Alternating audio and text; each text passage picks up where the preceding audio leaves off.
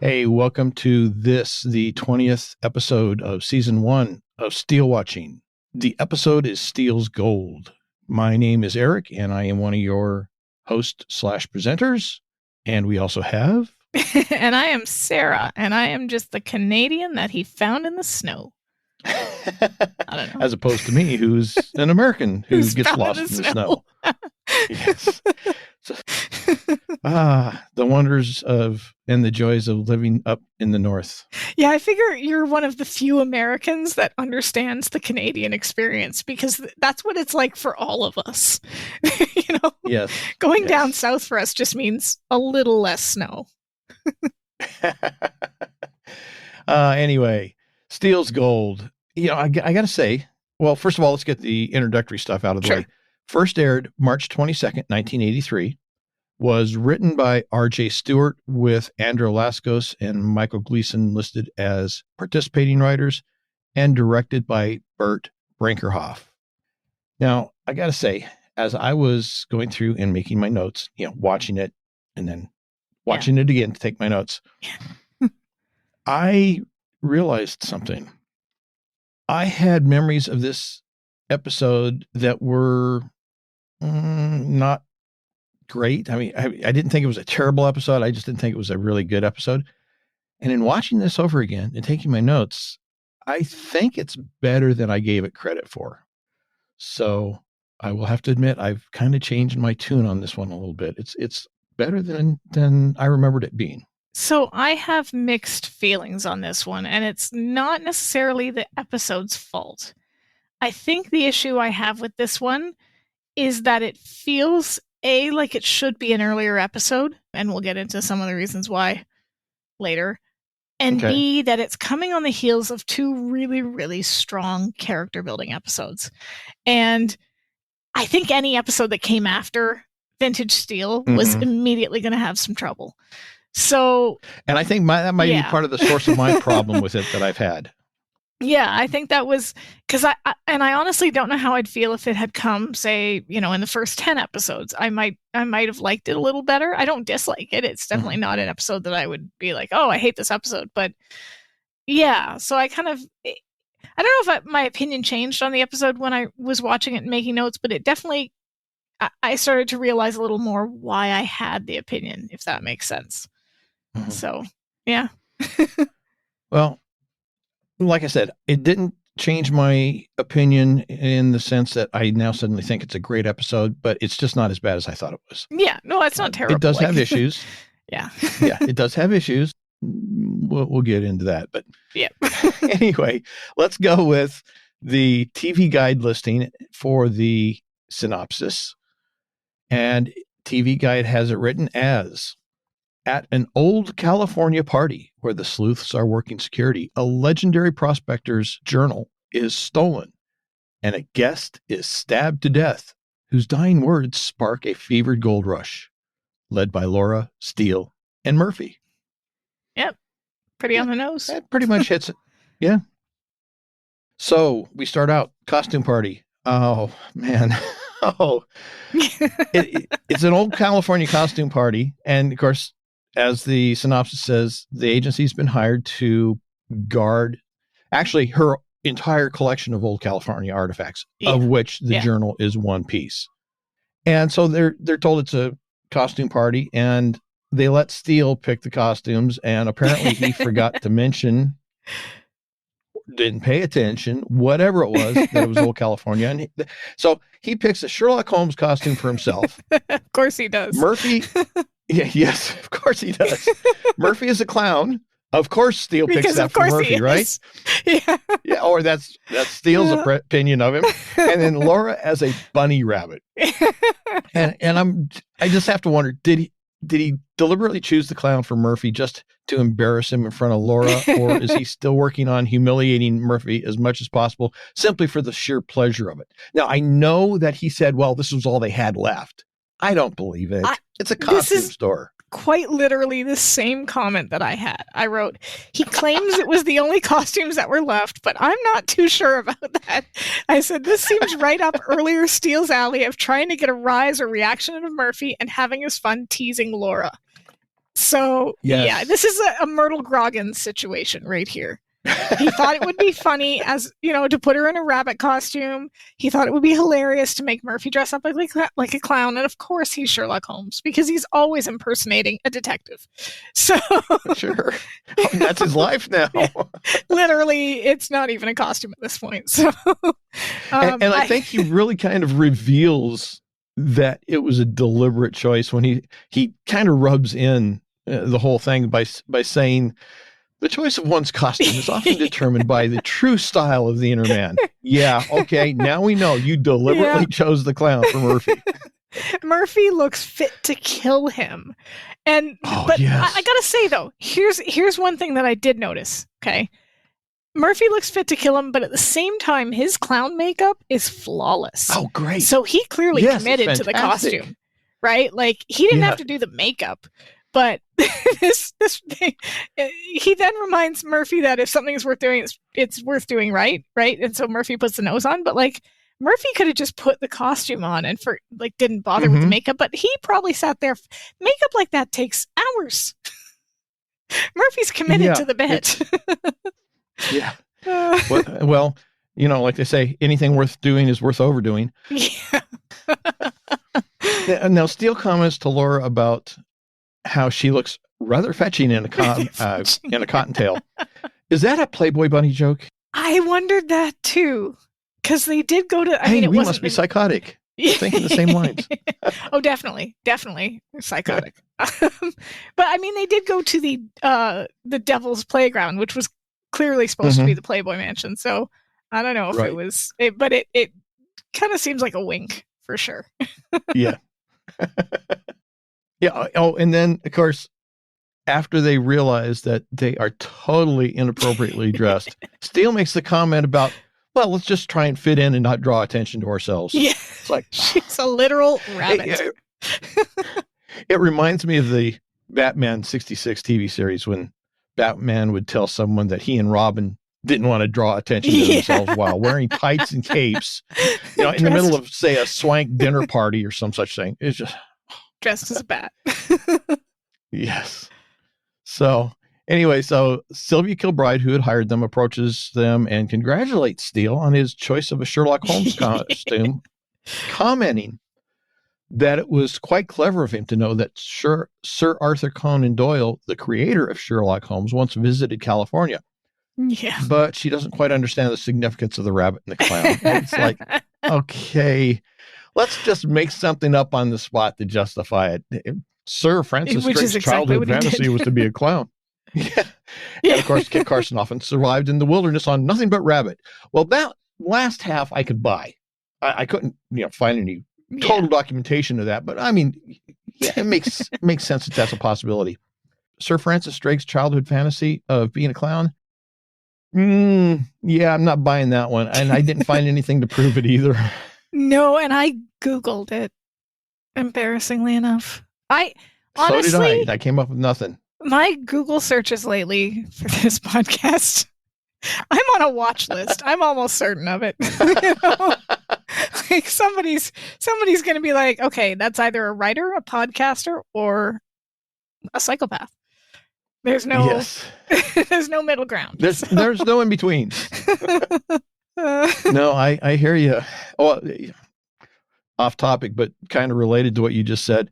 I do a podcast for White Collar, and I get into some really bizarre searches for that too. I can imagine.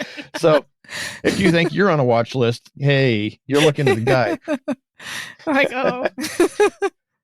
But anyway, as they're having this conversation, there is a sudden scream. A man dressed as Zorro has attacked an old prospector, stabbing him with a sword. The Phantom Zorro escapes, and of course, our intrepid trio rushes to the prospector just in time to hear him say, 80 loons, just before he dies. Yeah. Now, as a Canadian, I'm very tempted to think he was talking about our dollar coin, the loonie.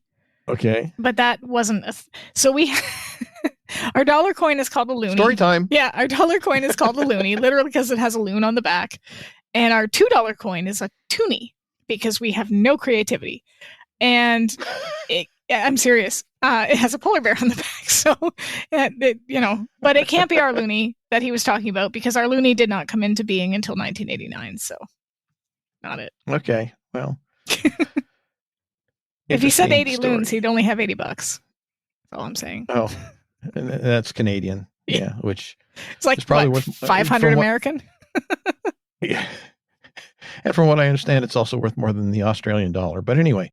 Miss Kilbride next is seen in Laura's office, and they are, of course, discussing the events of the party from the previous night. This is the following day. And Laura says, we've run an inventory on your collection, and it's all good to go. And she says, yeah, except for the journal. Laura's like, what journal? And Miss Kilbride says that, passive-aggressive much here? While you guys were so ably protecting my collection of California artifacts, some scoundrel broke into my library and stole the journal of a prospector named Arnold. Yeah, passive? Very, very. I'm also amused that she told Laura it must have been hard to run in those bunny shoes. This woman, okay, she's already not really a nice person. No. No. And it only gets better from here. Yeah. So anyway, Laura suggests that, the journal was just a curiosity. Or no, actually, Miss Kilbride does. It was just a curiosity. They were scratchings of a nomad, nothing more, certainly nothing of value. And Laura suggests, maybe there was something that somebody did consider killing for in that journal or having to do with that journal. So we already set up now that the journal is a focal point. And then we jump to Steele's apartment where he's getting dressed and he's contemplating various books with illustrations of Lou, the bird, not the coin. Not the Canadian dollar. Yes. And he wonders if it's some sort of code, and he references the movie 39 Steps. Yep. So there's a movie reference there. And then as he's getting dressed, he gets a phone call from a man who says, if you want to know about those 80 loons, you'll meet me at the McNeil bar. So, and we have this set up, which comes into play here in just a little bit. Then we jump over to the Murrietta's used car lot. Laura and Murphy are at the lot looking through cars, and Murphy's filling her in on some details. The dead man's name was Dan Curtin. He was a drifter in and out of jail. Nothing interesting about him except his eyes. One green, one brown. And then Murphy spots the car that they're there looking for. It's a car that, according to the license plate number, was on the security log sheets, indicating that it was driven by somebody to the party the previous night. They are approached by Felix Murrieta. He gives them the usual used car salesman schmooze, telling them what a great car the LTD they zeroed in on is, and fantastic man of taste. He's trying to sell them. Yes. And quite frankly, the LTDs of that era were just kind of boxes. Yeah. But anyway, Laura asks about being at Sylvia Kilbride's party the previous night, and then Murrieta becomes very defensive. Yeah. When Laura points out that, hey, you were an uninvited guest at a party where a man was murdered, Murrieta says, well, he didn't have anything to do with that. And he also drops his Spanish accent. The minute Laura points out that they're not there to buy the car, he drops the Spanish accent. You bunny. I did not notice that. Yeah, no, he comes out full Spanish accent. And the second they kind of reveal they're not there to buy a car, he just... Are you the bunny rabbit? Yeah, you the jerk in the Sherlock Holmes outfit.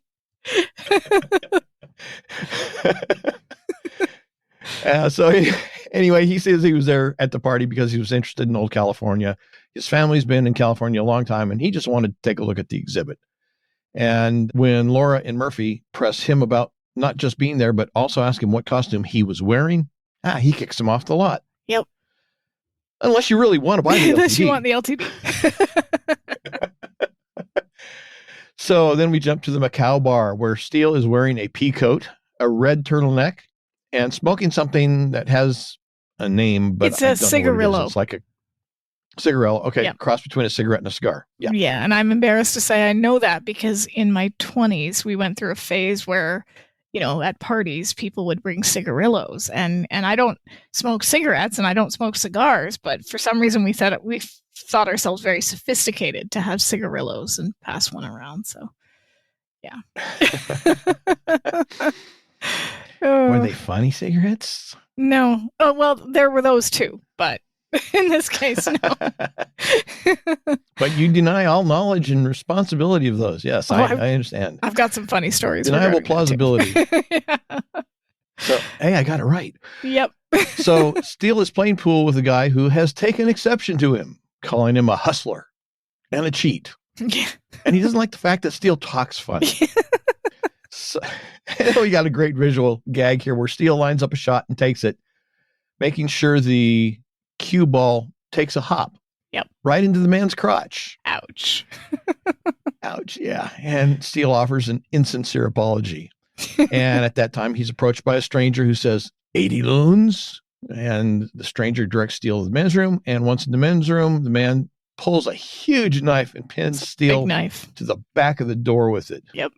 And the man warns Steele. He says, what you're looking for belongs to me. Stay out of it, or you and your bunny rabbit friend can get hurt. And yes, if you haven't seen the episode, the actual Remington Steele episode, and you're just following along with us and getting ready to watch it after you listen to us, yes, they refer to all of the main characters by their costumes from his party. Throughout the episode. Throughout the entire episode. Keep calling Murphy a clown. And which actually I think is probably the best one, because clown can be used as an insult. So it has sort of a double meaning throughout the entire episode. Like, oh, are you the clown that was the clown kind of thing? Yep. His outfit is weird.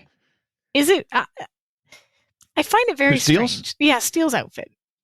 Like, I'm not sure what that was. That bar is supposed to be sort of a dive, correct? And I'm presuming it's on the waterfront. Yeah. At least that's the impression I get. Is that his best attempt at dressing down? Because it's not really working.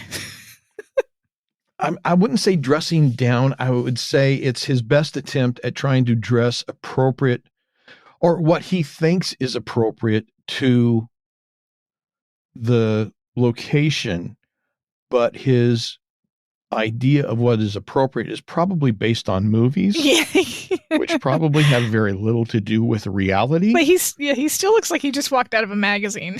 And I don't think that's quite. Oh, he always does. Yeah. But the thing is, we know in his past that he has sort of existed in the underbelly of places before. So it's kind of strange that he went with this very expensive looking coat and weird little turtleneck, and then a cigarillo in his mouth that he's not even smoking. It just hangs there. Like, at no point is he even smoking this thing. It's like those toothpicks he was wearing in that episode where he was trying to be Sam Spade. Yep. It's another costume. Yeah. So anyway, after the man threatens Steele and Steele is hanging there, stuck to the back of the door, he leaves with Steele still hanging on the door. That's a good visual. The man yes, it is. And then the man we come to know as Emmett DeVore opens the door and enters. And as he's doing that, Steele is hanging toes on the floor, trying to walk, and he gets shoved into the wall. And then it's a great, again, Brosnan should do more comedy. Oh, yeah, for sure. He does, because he is very good at it. Such a good And this is another example. Yes. So with DeVore in there, he starts describing himself to Steele. And this is interesting because he describes himself to Steele as a sea captain, poet, barrister, retired. Which I've got a comment about here in just a little bit. Yep. He brags that he cleverly hid himself under a table until he left, referring to the he, who's Lou Cody. Cleverly hid himself under the table. Yeah. That's a euphemism one way for, of saying it? Yeah, I'm a chicken. Coward. Yeah. Yeah. So he calls Lou Cody a miserable, low-life bum who claims to own DeVore's claims. No, that didn't make sense. Dubs. Yeah, he claims to own what DeVore claims is rightfully his. Yeah. And he clarifies it's not loons, it's doubloons, as in gold doubloons. So, these names get real confusing because nobody's who they say they are. Mr. Steele, I'm glad you are who you say you are. And we jump to the Kilbride mansion where Laura and Murphy have arrived, and Murphy is pleased that the intrepid Mr. Steele hasn't stuck his big nose into this case yet. He's already Miss Kilbride meets them at the door. Yes, she meets them at the door, invites them in, saying Steele is already here. And Murphy is not happy. I mean, you can just see it in his face. Yep. So Steele introduces Laura and Murphy to Captain Emmett DeVore, soldier, philanthropist, archaeologist, CPA, retired. Is he padding his resume? Because earlier he claimed to be a sea captain, a poet, and a barrister. Now it's soldier, philanthropist, archaeologist, and CPA. He's either padding his resume or he can't keep a job. Or he's lying completely, right? Because we know he's not even Emmett DeVore. But yes, it's very amusing that every time he introduces himself, and these are like not just one profession, right? Philanthropists, well, that's not really a profession, but soldier, archaeologist, CPA, but all of them, he's retired. So, yeah. And the thing is, none of them have anything in common pretty much with anything else. So it's not like he's creating this mythology that he had this series of jobs all in the same type of industry or whatever. It's just, hey, I'm going to throw darts at a dartboard that has all these different jobs at it, and whatever it hits, that's what I was. So when asked, I've got my names. I know I got my names mixed up. This episode is really confusing for names. And I will say that maybe one of the things that makes this episode, I don't dislike it, but one of the reasons why it's not my most favorite episode ever is I have trouble keeping track of everybody, especially towards the end when they all start switching identities. And I'm just like, okay, who's who they say they are? Yeah, you almost need a bulletin board with little like one of those, that meme where the guy's got the string and he's pointing to all of it. Yeah, exactly. So anyway, DeVore admits that he was an uninvited guest at the previous evening's soiree. Miss Kilbride says that Captain DeVore had read in the papers that she had Arnold Dobbs's journal. So he came to protect his interest, which was the journal, which has something to do with the gold doubloons. And so Steele clarifies to Laura and Murphy that DeVore's interest is the doubloons, not necessarily the journal. And Miss Kilbride explains that the 18th century Toledo mint doubloons, and that DeVore had a single coin from that mint, one of those doubloons, and that it was worth well over $1,000 just by itself. DeVore says that Arnold Dobbs, who was his partner, figured it would take at least 4 burros to bring the rest of the gold out of wherever it was. And DeVore says that Dobbs staked him on his expedition, which turned out to be a bit of a fiasco. Yeah. But in exchange, he was given a document guaranteeing him 1/2 of the treasure of the San Jacintos. Miss Kilbride suggests that the treasure probably consists of the doubloons, which had been robbed from a Spanish caravan by the Murrietas in 1787. DeVore calls the Murrietas a family of bandidos, saying that they had terrorized the state for generations with their thieving and murdering, and heaven knows what they're up to now. And Murphy says, well, they own a used car lot. They've stooped that low, have they? This is good. Oh. This is good. And his Irish accent is yeah. It's quite the. So let me get this straight. Yeah, it is. It's a good. He does it well. Yeah, but let me get this straight. In the criminal hierarchy, people who are thieves are more socially acceptable than people who are murderers. And thieves and murderers are more socially acceptable than people who sell used cars. Well, this tracks. I get out of it. This totally tracks. It's kind of like, have you seen Firefly, the show? Yeah, oh yeah. So it's kind of like in that episode where Shepherd Book tells Mal that if he takes advantage of Saffron, that he'll go to this kind of special hell reserved for child molesters and people who talk at the theater. It's. People like it's kind of people that talk in the theater. I can see it because, you just want to like, reminded me of that. They've stooped that low. Get up and slap them. So Laura informs Devore that Felix Murrieta Jr. was at the party the previous evening, and Devore declares that Murrieta was no doubt after his gold, and that it wouldn't surprise him if that Murrieta was the one who killed Dan Curtin, who was their victim. Mm-hmm. Laura asks Devore what he knows about Curtin, and Devore suddenly starts stumbling and stuttering over himself and has trouble talking, just kind of like I'm doing right now. And he says that, well, Dan Curtin was a liar and a thief, and that Devore, had always had a great disliking for him. And Murphy asks, enough to kill him? And Devore says, well, if he was a murderer, he wouldn't have made a great detective like Remington Steele a partner in the claim in exchange for services, of course. And Laura is not happy. No, she's not. She calls for a private meeting of the minds. Ethics. And as they leave the room, we can see that Murphy's not happy either. No. And then an alarm goes off.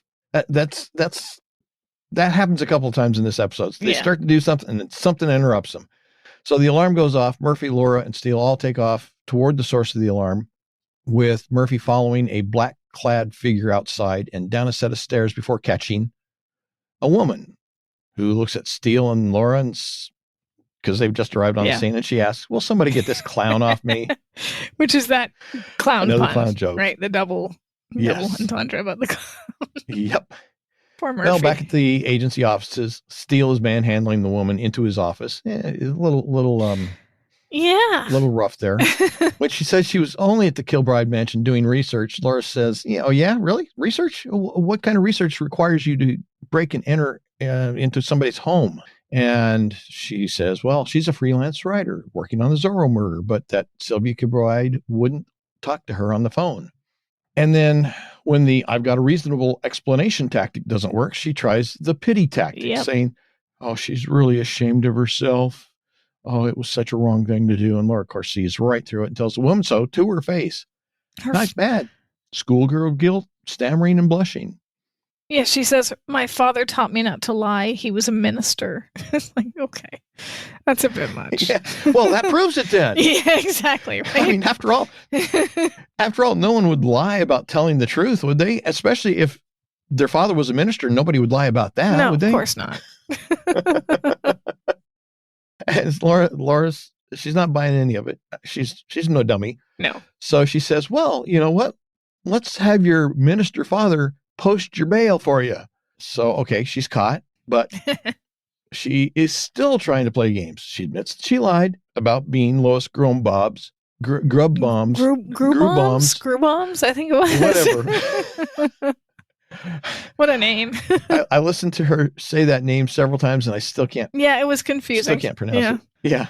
So she lied about that. She lied about her father being a minister, and she lied about lying. Yeah. Or she lied about not lying.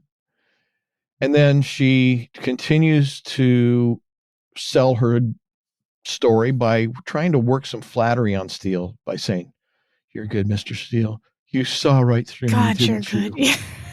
This is another one of those. Laura is not stupid. Laura sees the situation as it is, but Steele is another story. She turns on the charm, the sex appeal. He's an idiot. He eats it right up. Yeah. Yeah. I mean, and it couldn't be more obvious. No. I mean, Laura sees it just straight away, but Steele just seems to be falling for it. So she finally ends up telling something that seems to be closer to the truth, if only because her previous stories were so blatantly and transparently lies. Yeah. She says her name is Kitty Dobbs, Arnold Dobbs's illegitimate daughter. But then she still goes back into the sob story, Spawn of the North. Something out of a bad movie. And she keeps trying to entangle Steele. She describes Dobbs' relationship with her mother as a month of passion in the gold fields of Alaska. Said he loved her, sent her money when he could. And when he struck it rich, he promised to make her a queen. And of course, as she's been talking, she's gotten up and she's moving closer to Steele. Yeah. Starting to, almost rub up against him like a cat or something. And well, her name is Kitty. She tries to. Yeah. I mean, I'm just saying. I walked right into that one, didn't I? Yeah, you did. You do it. She tries to elicit some pity and a sense of protectiveness from Steele when she says that now she lives in a one-bedroom in Canoga Park. Yeah. What is that? Do I hear the world's smallest violin playing a mournful song? Yeah, Laura's standing there rolling her eyes, just like, oh dear Lord. Like she's at this point just kind of what an idiot, you know? Yeah. And she says, I appeal to you, Mr. Steele, that the balloons are rightfully mine. Look into my eyes. Among the Eskimos from the great north where I was spawned. Green is the color of honesty. And then she gets real visual with her words. All I ask is the chance to stand before you, stripped bare, naked, with the truth. Could she possibly be any more obviously suggestive without coming right out and propositioning Steele? He's not thinking with his brain, so that's worth pointing out. I mean, it's also worth pointing out. He's thinking with his head, but yeah. Obviously, and this this being a show in the 1980s, I can forgive the use of the word Eskimo, but I cringe a little when I hear that just because it's. Well, I did do a couple of looks on the internet. First of all, I didn't find that green is the color of honesty among Eskimos. No, I didn't find that either. But I did find that, according to the Alaska Native Language Center at the University of Alaska Fairbanks, and I know this from personal experience as being a rideshare driver, have to defer to. There are Native Alaskans who do still refer to themselves as Eskimos, in part because the word Inuit, which seems to translate into English as people, wasn't part of the Yupik languages of Alaska and Siberia. Huh. Additionally, the Alaska Native Language Center indicates that linguists believe that the word Eskimo actually came from the French word Esquimaux. I'm probably butchering that pronunciation, meaning one who knits snowshoes, which is the highly precise way that the Arctic tribes and peoples built their winter footwear, tightly weaving or netting sinew from caribou and other animals across a wooden frame, of which I think I still have a pair of my dad's snowshoes around here somewhere. So okay, well, I don't live in Alaska, so I'm going to have to defer to your knowledge in that respect. Well, but this is not my knowledge. This is from the Alaska Native Language Center. But yeah, there are still some people who find the word offensive, but I have had natives that I've picked up, given rides to, who refer to themselves as Eskimo. So it seems to be one of those words that, depending on who you are and what it's background with it is. It's kind of like, if you look at the word Indian as well, right? How you'll still hear some use it here in Canada, and I'm sure in the US as well. Mm-hmm. And, it's not my place to say whether or not they can or can't, but, the overall term that is accepted here is First Nations, if you're talking about anyone who's not Métis or Inuit.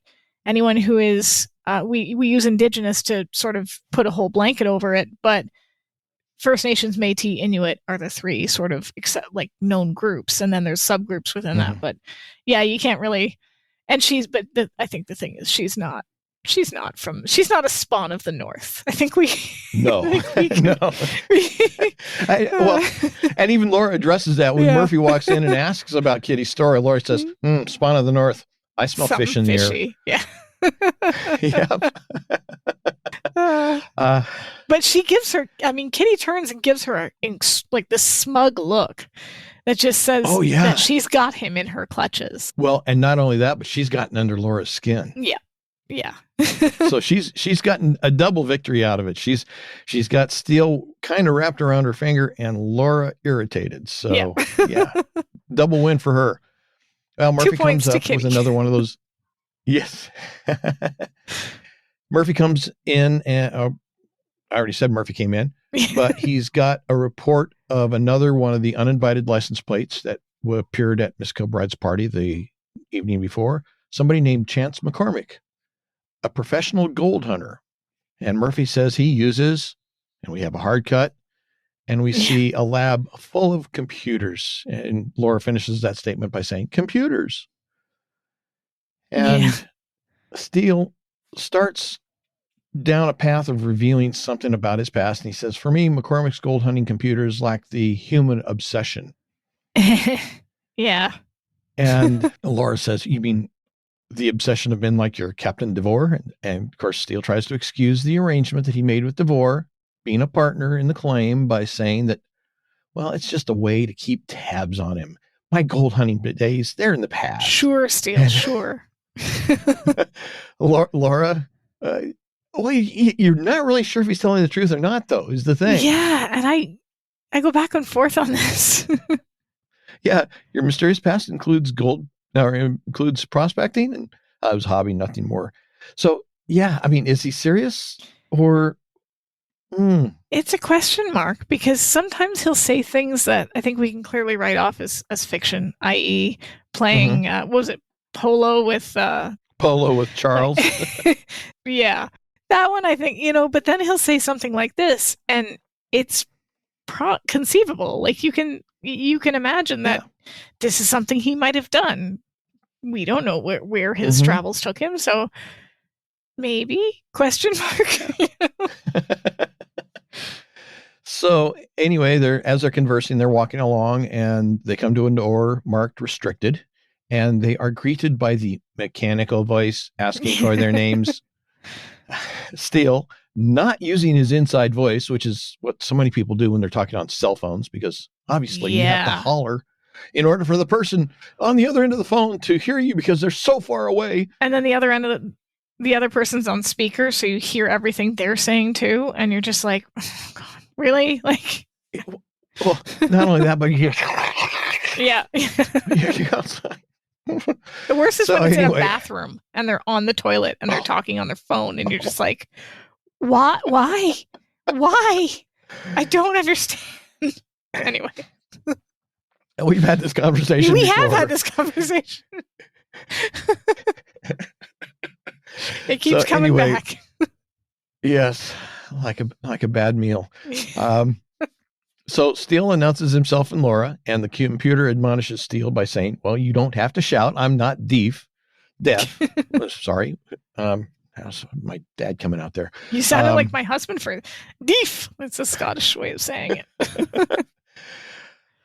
The computer admonishes. Oh, no. Yeah, I already said that.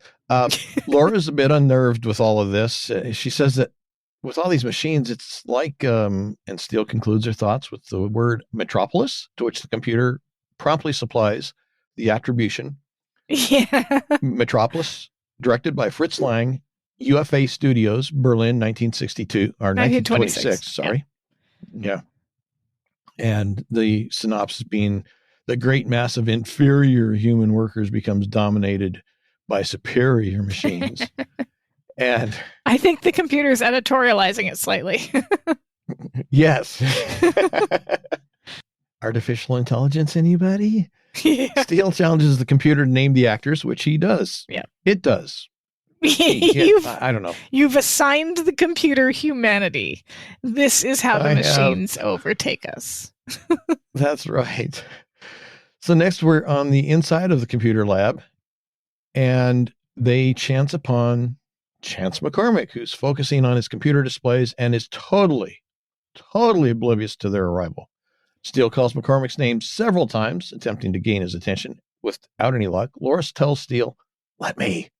She steps up behind McCormick, cups her hands to her mouth to focus the sound of her voice, and says, gold. And of course, McCormick's head instantly whips around. Yep. He's not amused by the joke. Yeah, this guy is special. How do you mean that? He speaks like a computer himself.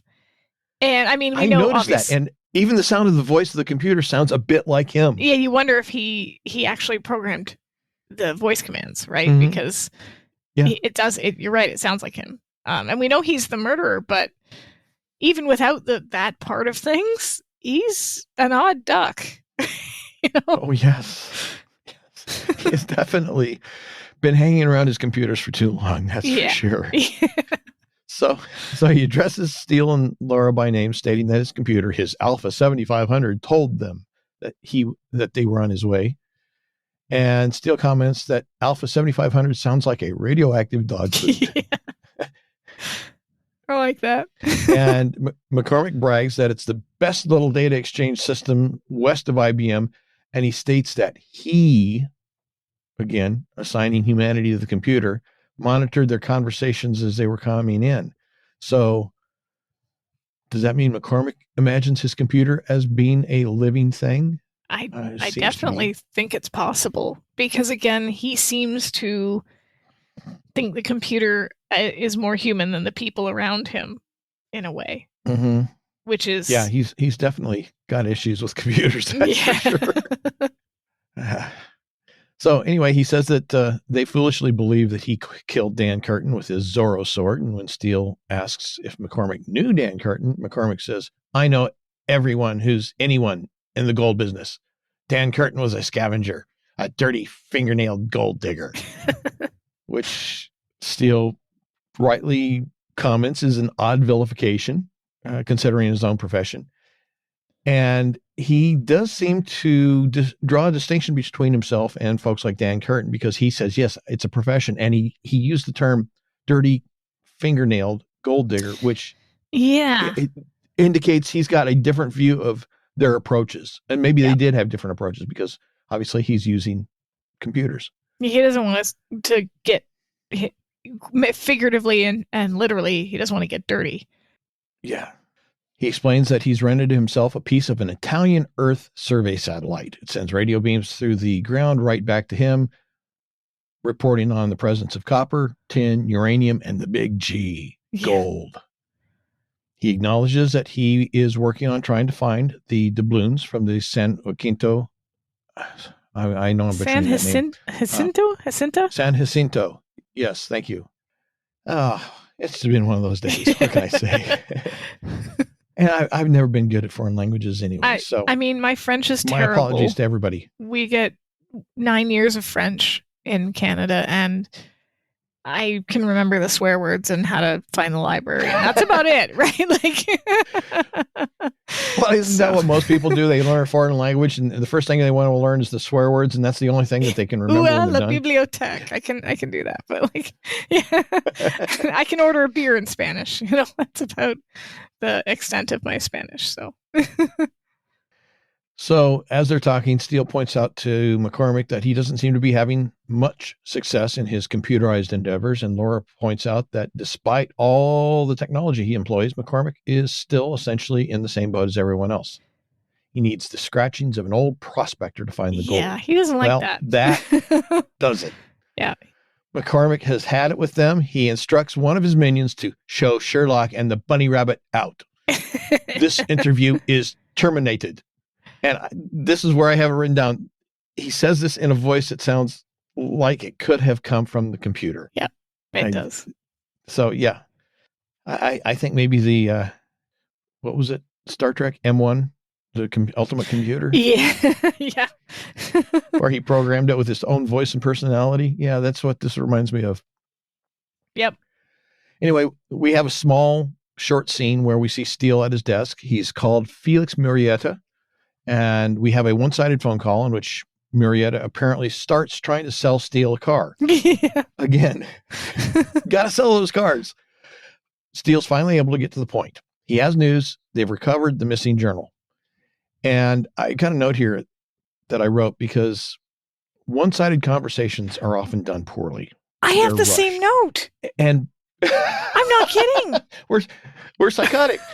Brosnan does this conversation really well because he gives an appropriate amount of space for the imagined other end of the conversation, which is something so many people don't do. And I can understand directors are in a hurry. They don't want the dead space, but are you reading my note? Right. It's important. It says, this is what Brosnan does an excellent job of speaking as if he is having a conversation on the phone. He pauses for an appropriate amount of time, which often people don't do on TV, so it looks fake. That is what I wrote. Dude. It's creepy. And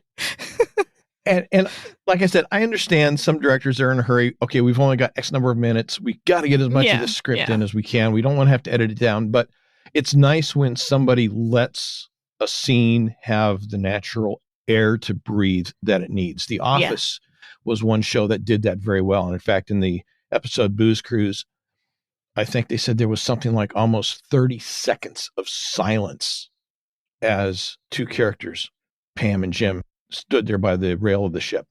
Total silence, not a word spoken. So, yeah, it's nice when people let the scene have the breathing room that it needs. Yeah, so, and this well is... Well done, Pierce. I have to say, too, Stephanie does a good job of it in other places because, especially when she's talking to her mother on the phone, and she's trying to like get a word in edgewise, and she's very convincing that way. But yes, I wrote down the exact same note for this, and I find that very creepy. But obviously, we're on the same wavelength when it comes to, because I'm watching the scene, going, yeah, he does look like he's having a real conversation, and usually it's not the case. They pick up, they go, okay, thanks, bye, and then they hang up, and you're like, I'm sorry, that's not how phones work. Yeah. Oh, and then they give you a summary of the conversation, and which was it like just keeps going on and on and on. Well, you did all that in 10 seconds? How? Yeah. Anyway, next we are in the outer office, and no, we're in Laura's office. Yeah. And Laura and Murphy are talking, and we learn that the purpose of Steele's phone calls, the one that we just heard, was one of several that he made. Steele had called all the suspects and told them that he and Murphy and Laura had found the journal, put it in their office safe.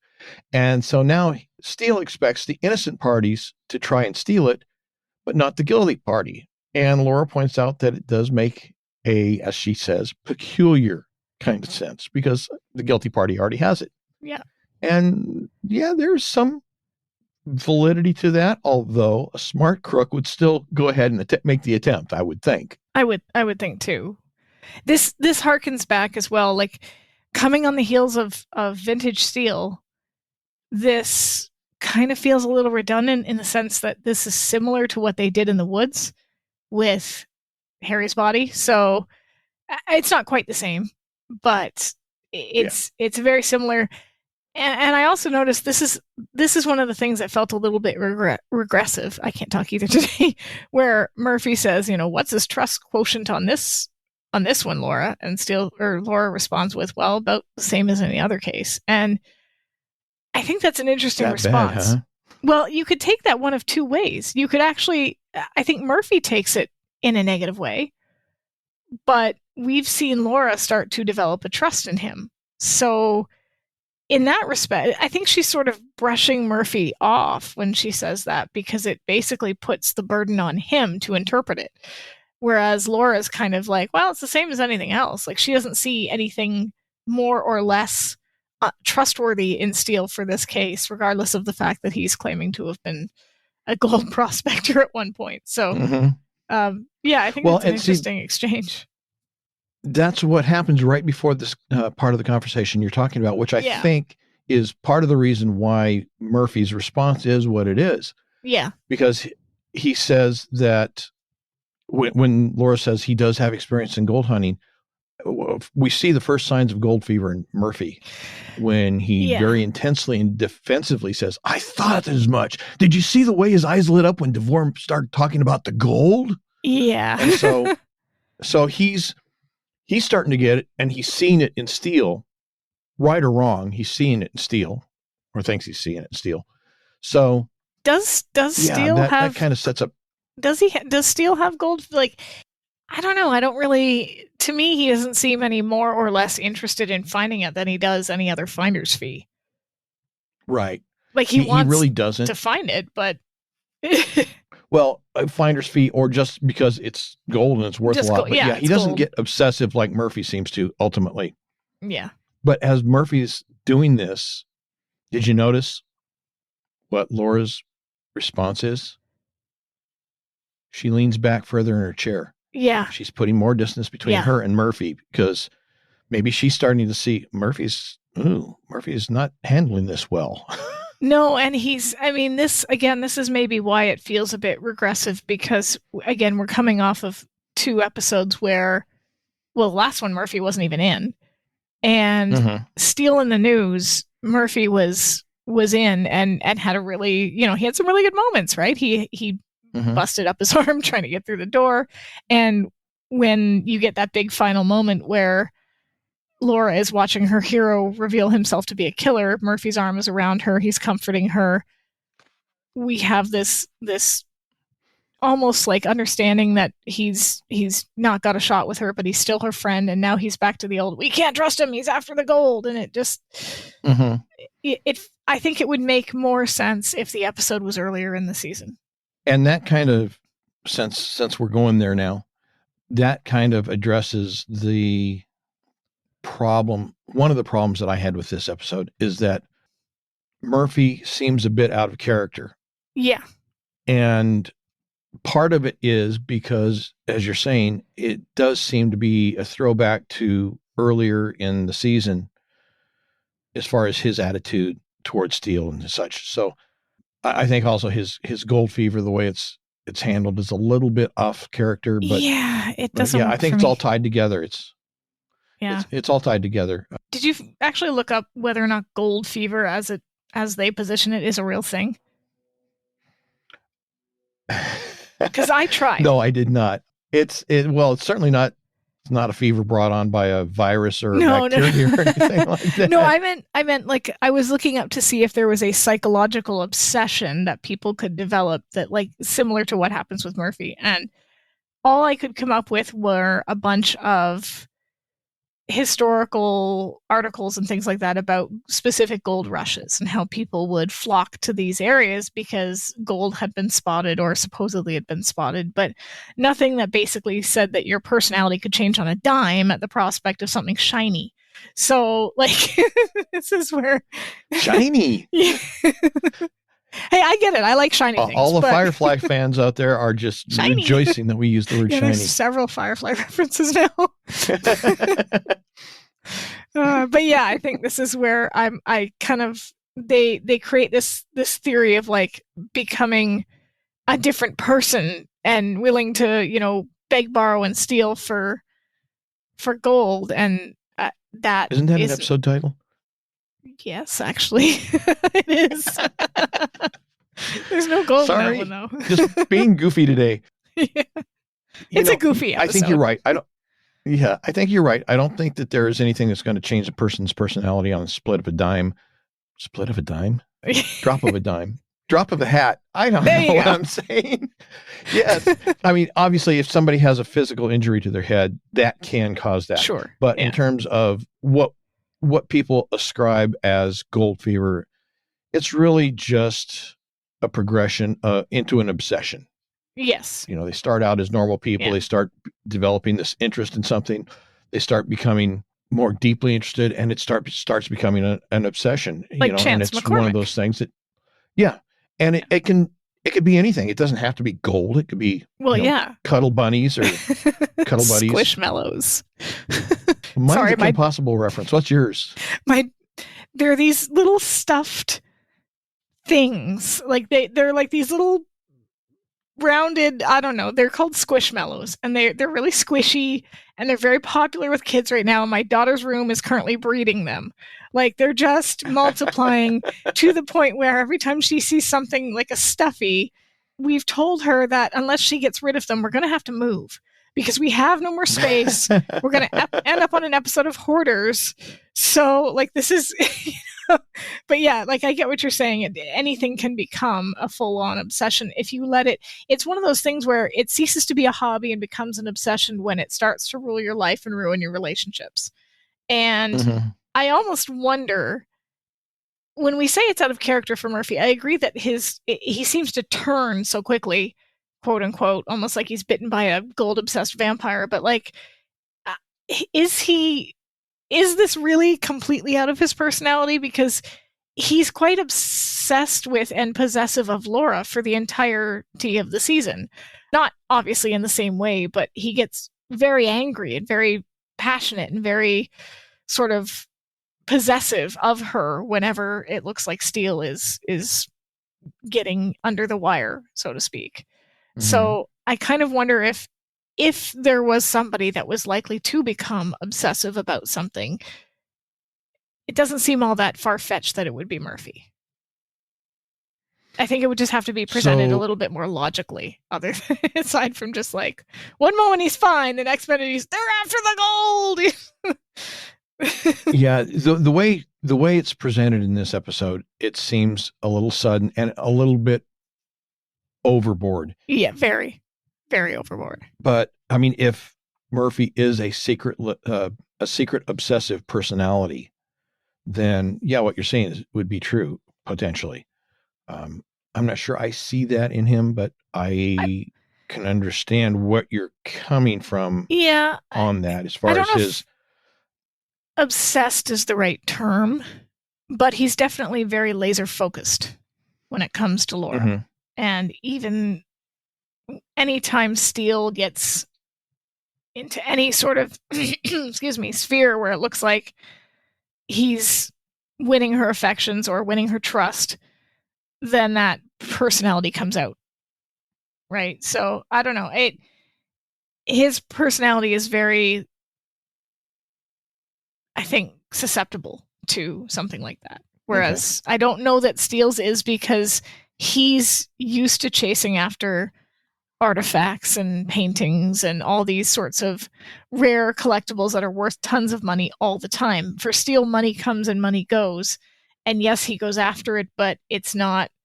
I mean, let's face it, if Murphy came into what amounted to be tens of thousands of dollars worth of gold doubloons, like, his life is set. He's good. He never has to work a day again.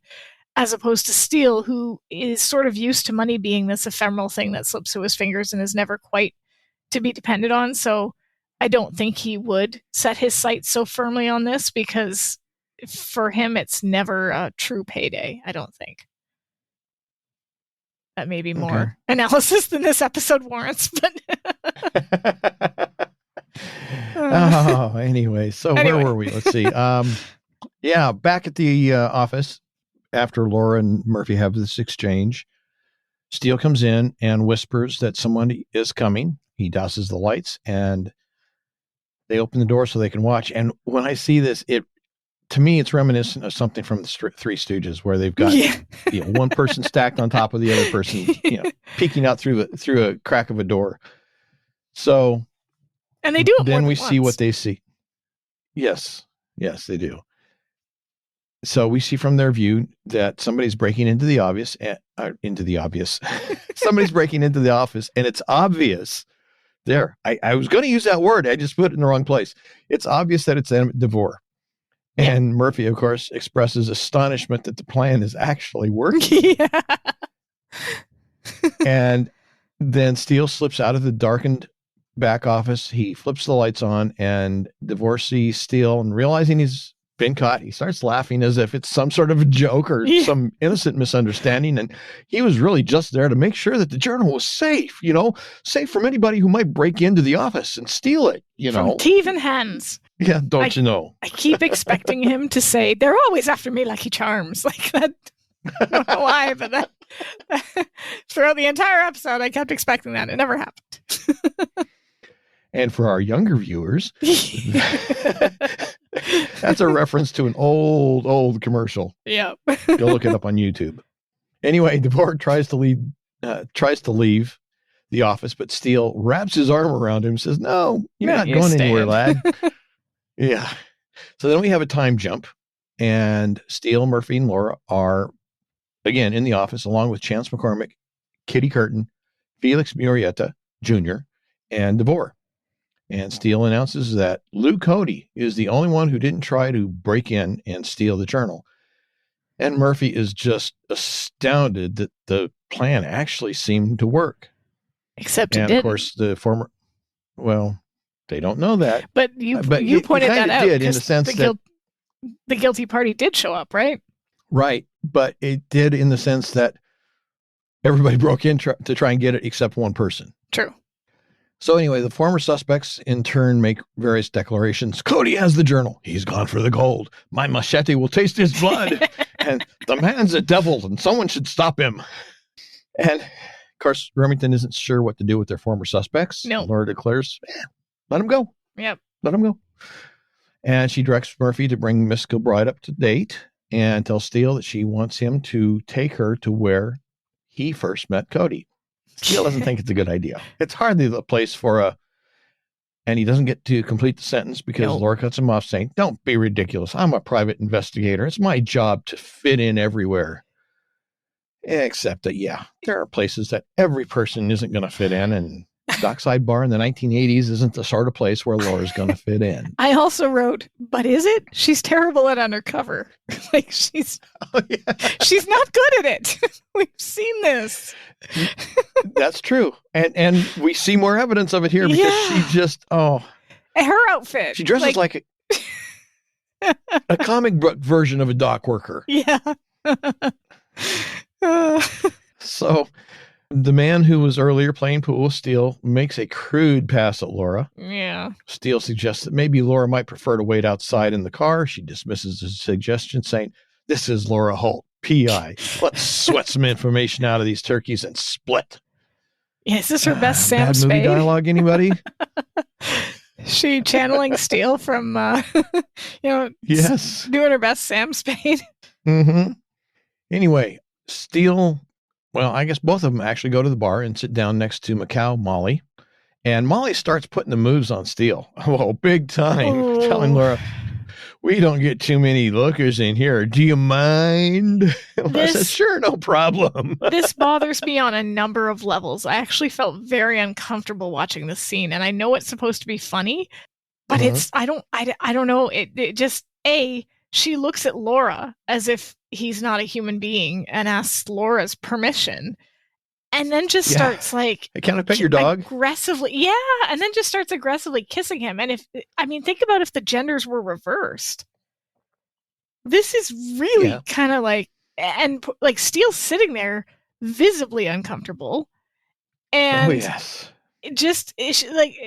covered in lips. It's supposed to be funny. I think maybe this is partly just the situation in general would not be okay, reversed. No director in the right mind would do it. B, Brosnan's not doing good physical comedy here. He's doing get me the hell out of here. That face isn't funny. It's terrifying. Which could be actually good physical comedy acting on his part, but there may be a little more truth to it than it's just not acting. I guess what I mean by that is it's not cartoonish like some of his other stuff. He just looks really uncomfortable. So been there, done that, and we'll just leave that at that. I've been in similar situations, so no, I hear what you're saying, and it was a little bit uncomfortable, but I tried to focus on the funny part of it. And because I think my husband's been in similar situations with this too, because he's Scottish, and anytime he wears his kilt anywhere, he has had, I'm not even kidding, women will come up and just pick it up and look underneath to see if what's under the kilt is. So he's obviously always wearing boxers or something because people will look. And it's just okay, well, how often does that happen in any other context and be acceptable? Hey, are you wearing underwear? Let me check. Ew, no. Yeah. So, I think that's kind of where that went for me. So when Molly's finished, she's left Steele's lips covered in her lipstick. Yeah. And Laura asks about Lou Cody. Molly says, well, he left several hours earlier, but for another kiss, she'll tell him where he went. And Steele suggests, well, maybe a shot of bourbon would be a good alternative. Yeah. And Molly's disappointed, but apparently not too much because she agrees to the deal. Yep. But then we see her obviously sometime later hanging off Steele, reciting the names of various locales as if considering and then rejecting each one in turn. Yep. I'm thinking that there's been more than one shot of bourbon purchased on her behalf. Definitely. At this point. Definitely. More than one shot. Yeah, she's at least a couple of sheets to the wind. Yeah. But with Steele and Murphy, or Steele and Molly occupied, Laura is preparing to play a game of pool with a gentleman. The gentleman that Steele previously encountered. Yep. And do we really believe that she's as ignorant about the game of pool as she's pretending to be? No, I can't think that she would be. She's playing a ditz, and Laura's not a ditz. Even if she'd never played pool before, she'd know the rules. So yeah, and why would she be acting this way since they I mean, it seems like she's maybe trying to manipulate this guy to get some information from him at some point. But I mean, they already know that Molly has the information they need. Yeah. So it doesn't really seem like she even needs to get involved in a conversation with anybody anywhere else in that place. Yeah, I agree. It's a weird. Why? I don't know. It seems like it's just for the gag of her hitting him with the pool cue. Which she does. Which she does. And it is funny, you know. Yes. So and we learned that the end of a pool cue can be just as deadly as the ball itself. Cue ball itself. Yeah. So, anyways, all this is happening. The bartender gives out with the last call. Steele buys Molly one last shot in his attempt to pry the information out of her. And after she downs it, it's confirmed that she's been stringing him all along just to get him to pay for her drinks. And she slyly says, he went to Howardville. Which, doesn't she own the bar? Yeah. So, I guess hey, if he's paying for drinks, then she's she's making the money from the drinks. If she's drinking it on her own, she's just drinking her profits away. That's true. So that's true. It's good business. She's milking them. Yeah, that's true. Yeah. So next we see Laura and Steele driving through a ghost town. They stop and get out and head into the long abandoned saloon that is there. Do these towns exist? Like, are these real? Like in the U.S.? Do these just without just buildings just left there from like the 18? They're just sitting there. No one's done anything with them. Mm-hmm. Yeah. Oh. Yeah. Maybe not a full town anymore. A lot of the buildings would have collapsed and been basically decayed back into the ground. But in fact, it's gone now, I think. But between here in Anchorage, where I live, and Soldotna and Seward, there's a highway that goes down that direction. And there used to be several abandoned buildings there that were collapsing and falling apart. And they were just sitting out in the middle of this field. And they were just there. Huh. Yeah. Okay, cool. Yeah. And in fact, I think that there was an actual ghost town in Arizona where they filmed the TV show High Chaparral. And I think one of the reasons that they picked that location was because there were already things there that they could utilize in the show. Interesting. So that they saved some money on building sets and facades and such. I mean, I've been to Tombstone, Arizona, but they're using that for tourism now. Like the buildings are maintained because it's people flock there to see. Right. But at some point in the past, probably they weren't being maintained before it became a tourist trap. Probably, yeah. That's a good point. Yeah.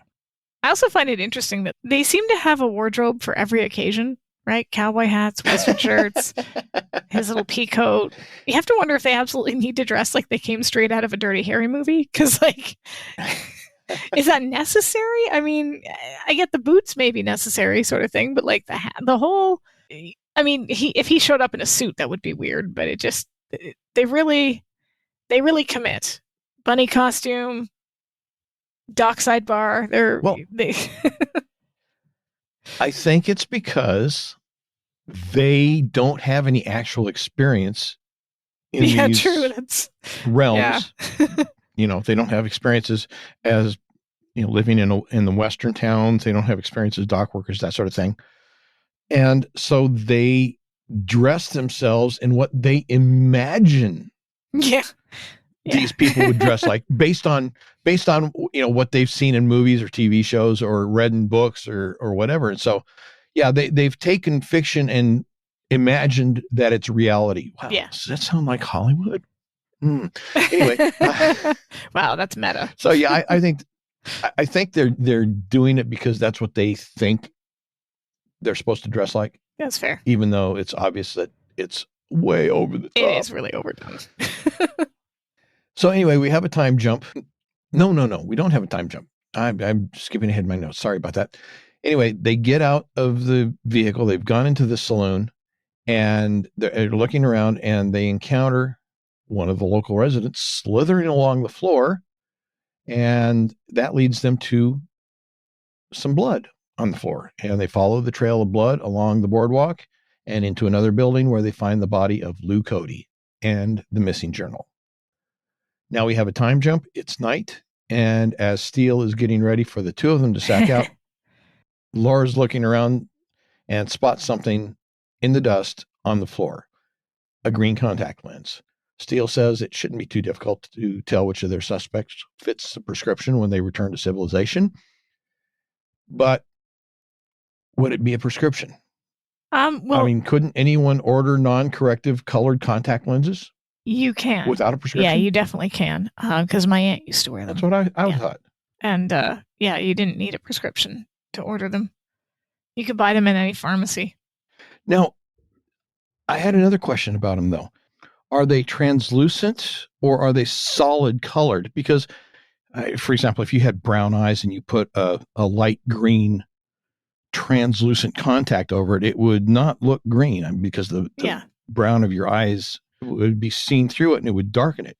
Are they solid? They're colored? Solid color. And if they are, does that affect your vision? I don't know. I do know that if people wear, because I've had friends who, when we go to conventions and stuff, they've worn costumes where they've had like black contact lenses, and that can definitely affect your vision. It can make it difficult to see. But I mean, my aunt, like I said, she used to wear colored contact lenses all the. I didn't know what her actual eye color was from one day to the next, and she didn't seem to have her vision affected by them. I just wonder if maybe how dark it is changes how difficult it is to see. I don't know. I've worn contact lenses. I've worn prescription contact lenses, but never color contacts. So do we need to talk about the conventions that you go to? What kind they are?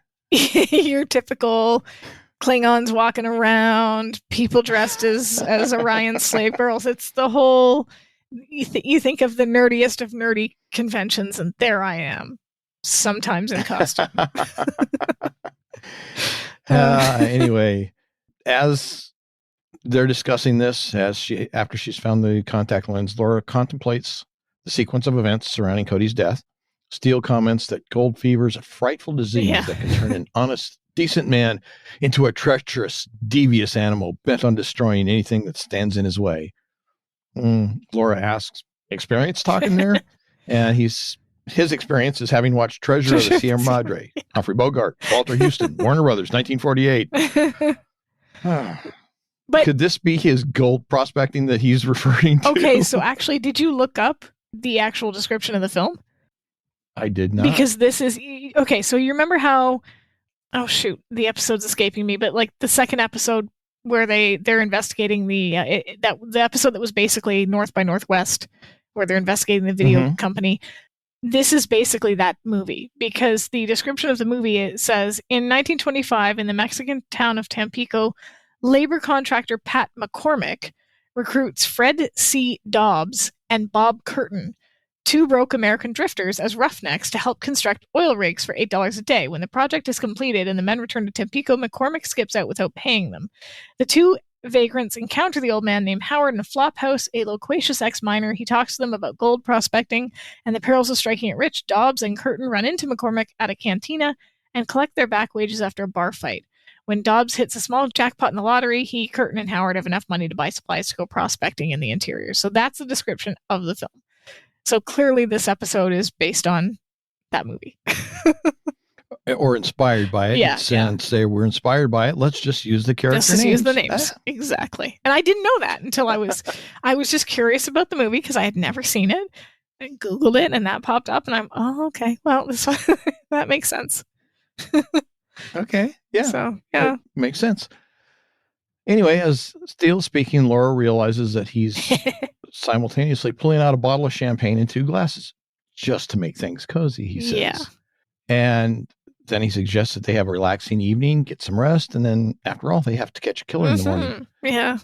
Laura has also noticed that Steele has rolled out only one sleeping bag and asks where hers is. And shades of Devil's Island. Yeah. Steele makes the excuse that he thought the Jeep was a trifle overcrowded, so he only packed one sleeping bag. And Laura asks, where are you going to sleep? Where are you going to sleep? That is the best line.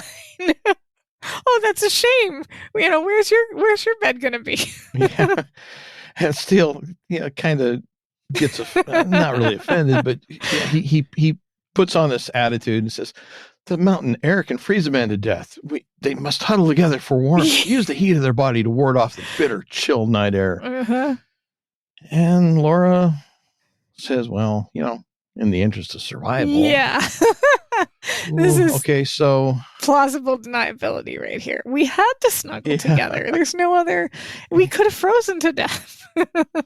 Yeah. Forcing the issue didn't really seem to work on Devil's Island. No, but I think she's a little more like their relationship has come a little further since then. So she's kind of used to his antics, and she's like, all right, whatever. Mm-hmm. But this is an interesting trope, though.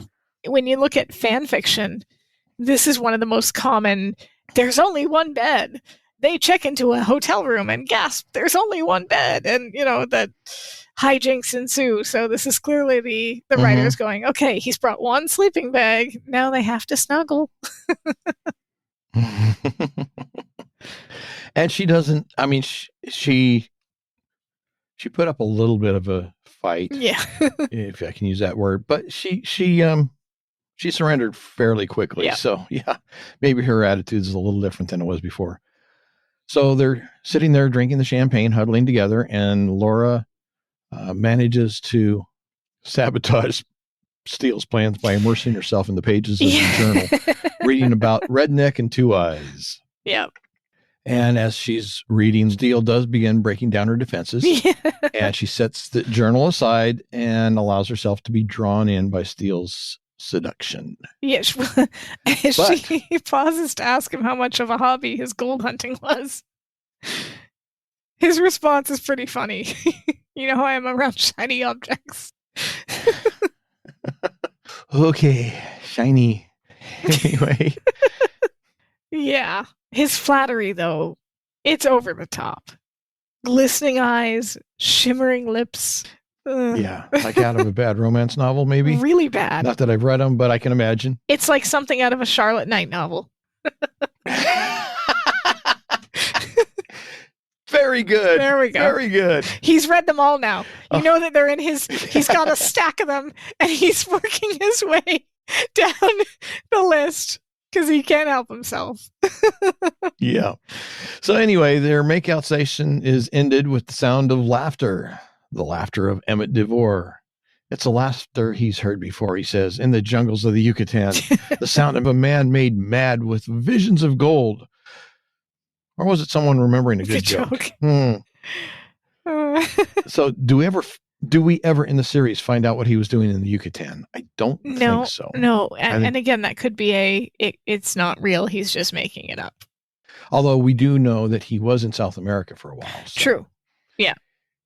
Anyway, but not hunting gold as far as we know. No. Laura realizes that they may have a problem. She says, well, if DeVore is the killer, then he has a gun. Mm-hmm. Steele, he doesn't see a problem after all. If he's not, why bother him? Yeah. Yeah. Interesting logic. I kind of find it funny that neither one of them clued into this earlier because a man was murdered. Like, oh yeah, somebody was murdered. Like, there's a dead dude. That might be important. They followed a literal trail of blood, and they're making out next to it. It just felt a little strange. But nobody shot at them, so I guess they thought it was okay to kiss. Well, they did it in a morgue, so that's true. It's true. So anyway, making a last-ditch effort to further his seduction, Steele says he wasn't in the mood for sleep anyway, so he tries, but then he's finally defeated when Laura says, sounds good, you take the first watch. Yeah. Poor guy. So close. Yeah. Next morning, Murphy arrives with Miss Kilbride in tow. Murphy confesses that he made the mistake of telling her that Lou Cody was there with the journal. Yep. And Miss Kilbride declares that she has come to claim the gold on behalf of the California State Historical Society. And she's very, very emphatic in that pronouncement. It's just like she's planted her flag in the ground and, I staked my claim. Yeah. I'm not sure that declaring something makes it so, though. Michael Scott walked out into the bullpen and declared, I declare bankruptcy, but it really didn't mean anything. I thought that was I thought that was entirely how America operated. Stick a flag somewhere and it's yours. Isn't that how it works? Manifest destiny? Sure, why not? Like, that's how... Yeah. That's how you guys own the moon, right? Yeah. Well, it still happens. It's called, government goes in, they take your property and they say, it's for the public interest and here's a pittance for it. Yeah. But, still happens. Well, a few moments later, Felix Murrieta arrives driving his ubiquitous, wow. This is funny. Keep going. Driving a red LTD. Hey, my tongue got from my eye. I couldn't see what I was saying. We'll record that and put it on a loop. Just. Well, yeah, fine. Be that way. You know what? I heard about the word ubiquitous once, and suddenly it was everywhere. Sorry. So sorry. You need to apologize for that joke. I'm so sorry. On behalf of SteeleWatching, I apologize for the worst pun. No, that still goes to Abbott and Costello. Yeah, that's true. But this is close. Anyway, so he's got a horse trailer attached to the LTD. Yeah. And he's wearing glasses, which Steele seems to think indicates that maybe the colored contact Laura found is his. Yeah. But again, there's nothing to suggest that the contact that they found is corrective and that having lost it, the killer would have to resort to wearing glasses. So his logic is a little bit fuzzy there. Well, not necessarily, because if they lost the contact and they're the killer, they might be just trying to hide the fact that they have two different colored eyes. Right. But his presumption seems to be that it's corrective. Okay. Well, because of the reference earlier to it being a prescription. True. But yeah, you're right. You're right. I wonder if in the 80s you could only get colored contacts through a prescription. Maybe it wasn't available to just buy. I suppose that's possible. Yeah, I mean, I don't know, but... Anyway, after Felix arrives, he and Miss Kilbride get into a minor disagreement about her driving and the ownership of the gold. Felix employs what Steele generously labels interesting logic in claiming that since his ancestor, his great grandfather stole the gold, it is somehow morally his. Yeah. I would call that interesting logic. Felix says that while his family was the finest banditos, or were the finest banditos north of Guadalajara, now they are reduced to hustling used LTDs. But with the gold, his family could regain a piece of its noble past. They might even get into Datsuns and Toyotas. It's like, seriously? Do they even sell Datsuns anymore? Those can't be around. Yes and no. Interesting you asked that question. Datsun was the American brand name for Nissan. Oh. And after many years of selling in the U.S. under the name Datsun, they adopted the actual name of the company that was making the cars everywhere else and changed it to Nissan. Huh. Yeah, same company. Interesting. Okay, cool. The things you learn, the more you know. Yes. So anyway, Kitty Dobbs shows up. She's also wearing glasses. She gets out of the car, walks up to Felix, and snidely tells him, "You almost lost me at the fork, but I just followed the smell of the mules." At least I thought it was the mules. Oh. None of these people are likable. No, this is not the first episode we've had like this, but none of these people are likable at all. I think the only one that mildly becomes likable is Dobbs at the end. Devore/Dobbs. The rest of them are not worth. Even he. Yeah, but I mean, he's kind of sleazy and dishonest. So he's the worst of a bad lot. Yeah, let's say he's the best of a bad lot. So after Katie Dobbs has shown up and had her little snide comments, Chance McCormick arrives by helicopter. He strides up to the group, and we see that he is also wearing glasses. And Laura realizes that identifying the murder by identifying the owner of the colored contact lens, yeah, not going to work. Well, I mean, this is one of those things where, what did she expect? It's bright sun in the desert.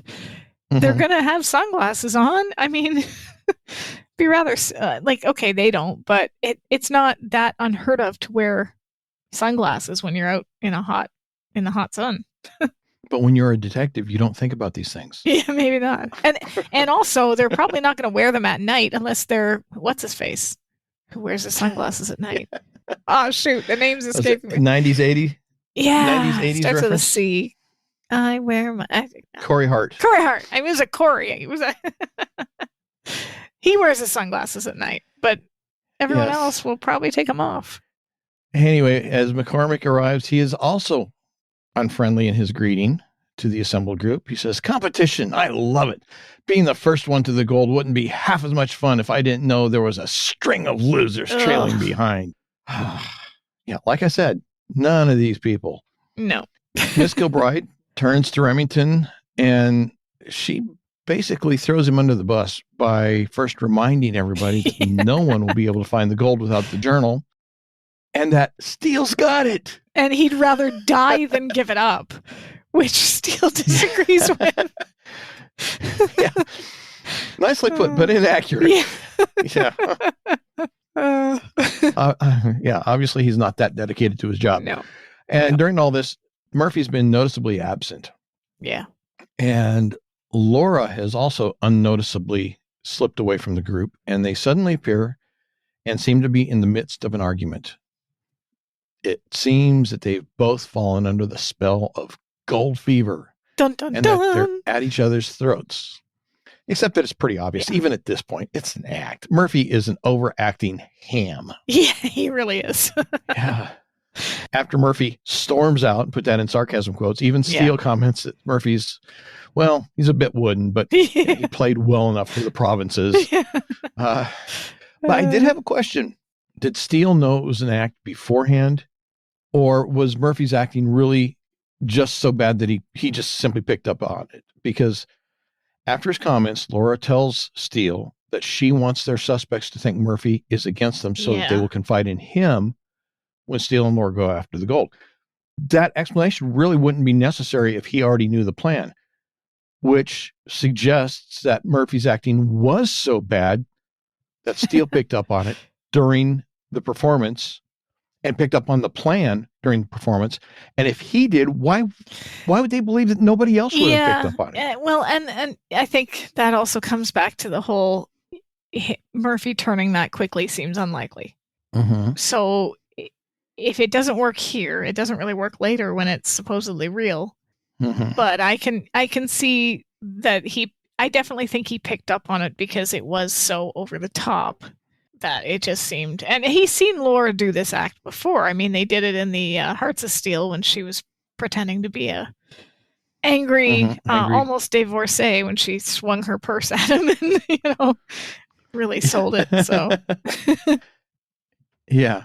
So again, I mean, if Steele was able to pick up on it, I think everybody else there picked up on it as well. So when Laura's telling Steele her plan, I think she realizes that Steele really only heard the part about where he and she go after the gold. Yeah. Because she warns him that they are only going after the gold in order to find the murderer. And he faces, of course, disinterest in the gold, saying, of course, the gold is secondary, tertiary, an afterthought. So, for God's sake, Laura, get a handkerchief, Chief. You're drooling. Yeah. It's interesting, though, that it almost seems to me that Laura had gotten into the role of her argument with Murphy enough that she actually seems to have some residual anger. She does. Comes out as part of her disgust towards Steele. When she makes that comment, get a handkerchief, you're starting to drool. She must have really gotten into it. Yeah, it's not just that. When he walks over to her and goes to grab her, she pulls back and almost snarls at him. And then he says it's a okay performance. He's a bit wooden or whatever, but she's still like breathing heavily. And you can see I think she was she got into the role, which is funny because normally she's so bad at undercover. Yeah. But yeah. She got so into it that she kind of got herself lost into it. Yeah. At this point. Yeah. So we have another time jump. A lot of time jumps in this one. Yeah. The next day, the group is preparing to head out in search of the gold, but there's been a bit of sabotage going on by various members of the group in an effort, presumably, to get an upper hand. Steele has sabotaged McCormick's helicopter by removing the injectors, which he admits to Laura by pulling them out of his pocket, wrapped in a red bandana, and shows to her, and that red bandana comes in later. Yep. And in turn, someone has sabotaged Steele's Jeep. Felix Marietta, the only one who actually seems to have shown up prepared for the trip into the mountains. Right? By having brought suitable transportation. Yeah. He offers Steele, Laura, and Miss Kilbride the use of some of his mules for $500 a piece. $500. Was that, or was it a piece, or was it for all three? That was a question I was going to ask. I don't know. It wasn't real clear. No, but either way, that's the economy model. An insane amount of money for some mules. Yeah. Hey, when you've got the only thing in town, you can charge what you want, I guess. Supply and demand. So during this, there is, of course, the sound of the unseen Emmett DeVore laughing, at which Steele stands up and announces, "Captain, we're leaving." We're going this way. Which, again, is kind of funny because if he is the murderer, why invite him to follow you? Well, they make a reference to that a little bit later, that, as long as they're all together, they know where everybody's at. That's true. So there's no surprises. But he's not really with them because we don't see him in the group. But we do see the troop riding mules through the desert with Laura leading the way and DeVore undoubtedly trailing behind them out of sight. After traveling all day, they make camp. As they're sitting around having their dinner, Steele is reading from the journal. Yeah. Redneck and Two Eyes are again mentioned, but a new character is introduced, Blackie. Yeah. Apparently, Blackie was a friend of Dobbs who was with him on the final trip to bring out the gold. But Redneck and Two Eyes were closing in. Dobbs took the task of leading them away from the camp while Blackie hid the gold in an old Indian burial ground. It's always a burial ground. Of course. If it wasn't, it wouldn't be a Western movie. Yeah, or a horror movie, right? Like Pet Sematary. It's always called a graveyard. Burial ground, graveyard, same thing, right? Yeah, but one's Old West, one is horror movie. Fair.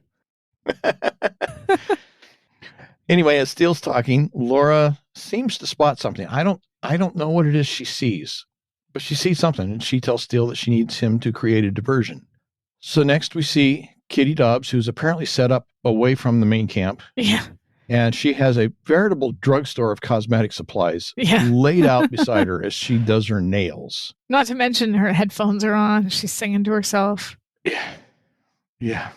She's definitely not an outdoor girl. No. Steele stealthily comes up to her, and in his typically transparent faux sincerity, he tells her that ever since that first day in his office, he's been tormented with visions of them together. After which he takes her off into the direction from whence he came. And as they're leaving, for him to occupy her time, Laura sneaks into the camp area and steals Kitty's bag. Yeah. I guess she needed some makeup for herself. She left it. But Steele has Kitty alone, and he continues his faux seduction, telling her, "From the moment I looked into your Eskimo green eyes, your Eskimo brown eyes, your one green eye, one brown eye." Light bulb goes off, and Steele realizes that the colored contact was Kitty's. Kitty pulls away from Steele, pulls a knife from somewhere. Yeah. I don't know where, but it just magically appears. Best not to ask. And what? It's probably like hidden somewhere we don't want to know about. That's all. What was that from? There's an episode. That scene is in Doctor Who. There's Jack is totally naked. We've talked about this before. Yeah, we talked about this before. Anyway, won't go there. Steele takes the knife from her and remarks that the journal spoke of somebody with one green eye and one brown eye. And Kitty admits that she's not Arnold Dobbs' daughter. She's Dan Curtin's daughter. And that she's there to get revenge on whoever killed her father. But she says she didn't kill Lou Cody. And says when she was in the saloon, the time she dropped her contact, all she found was a pool of blood. Their conversation is interrupted by the sound of Miss Kilbride yelling. Felix Murrieta is struggling with her to take the journal, and Steele jumps in to stop Murrieta, thus beginning what Laura afterwards calls an epic battle. This is a good fight. It must be a good fight because they destroyed the entire camp, chased away the pack mules, and lost all the supplies. Epic. Yeah, but it's fun to watch. Like Steele falling, Murphy picking him up, throwing him back in there, and just like rolling over the fire, rolling the other way over the it's good. It's very, very well choreographed. It's very comical. It's exciting, and it effectively damages everything in the camp. So yeah. It reminds me of the cartoons where some character is trying to sleep and there's a fly bothering him, and he's bound and determined to get that fly, and winds up completely, totally destroying his house in the process of just trying to get this fly. But he gets the fly. I mean, that's how I behave when a fly is in my apartment. I will kill it. You're not getting your deposit back. No. Anyway, after the battle, Steele wonders out loud what might have set Felix off. Sylvia Kilbride says she was reading aloud from Mr. Dobbs's journal where he was reminiscing in the most torrid terms about his Mexican lady friend, his Sara Tesora. And when Senor Murrieta heard that, he went quite bananas, she says in her very proper tone of voice. Yeah. Well, Steele's concerned about the security of the journal. Laura tells him not to worry. It's in the last place anyone would suspect, on Miss Kilbride's gentle person. To which this gentle person warns that she'll blast the first bugger who tries to get his thieving hands on it.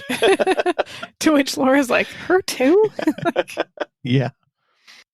Well, next morning, Steele and Laura awaken to find out that they've been deserted. Yep. Everyone and everything is gone. And as they're looking around in stunned disbelief, they hear a raspy coughing sound and the weak voice calling to them for help. They follow the sound in their stocking feet. Yeah. I mean, it's obviously uncomfortable. You can see, especially Laura, how she's walking very gingerly. Why didn't they slip on their boots? They're sitting right there. Right. Or at least some sort of, I don't know if you could bring slippers with you, but like something, because you would think if the desert does get quite cold, their feet would be cold. Mm-hmm. And the sand gets very hot and the rocks in it get very hot. And there's sharp rocks, sharp things in the sand. Yeah, I mean, you had your boots right there. Just slip them on. Yeah. You didn't have to take the time to put your socks on. I mean, you're just going somewhere for a few minutes, right? Anyway, they find Murphy partially stripped and staked to the ground, Old West style. Poor guy. So obviously somebody didn't buy the act. No.